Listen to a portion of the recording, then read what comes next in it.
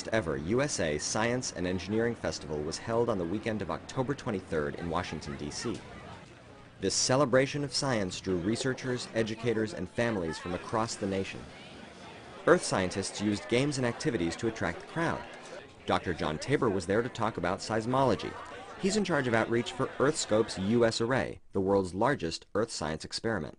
We have 400 seismographs that we're slowly moving all the way across the U.S. We're doing that to record earthquakes locally, but also earthquakes around the world, and allows us to image the Earth just like putting a giant telescope inward into the Earth.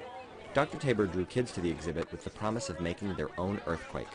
This is our Make an Earthquake exhibit. So we're using a geophone like you would use in exploration seismology, and then we're putting that on the screen so people can jump up and down and shake the ground, and they can actually record on our instrument how much they jumped up and down. Another exhibit was about ocean acidification, one of the effects of climate change. This was run by the National Oceanic and Atmospheric Administration. We show kids, well, and adults, that carbon dioxide, which comes from their breath, but also comes from burning fossil fuels, affects ocean life by mixing with ocean water, making carbonic acid, and making the ocean more acidic.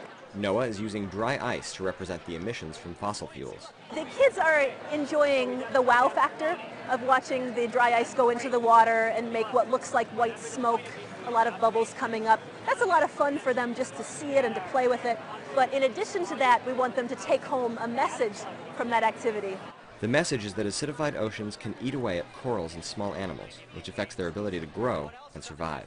The most fun thing for me has been seeing little kids, big kids, adults of all ages, all have fun learning about science.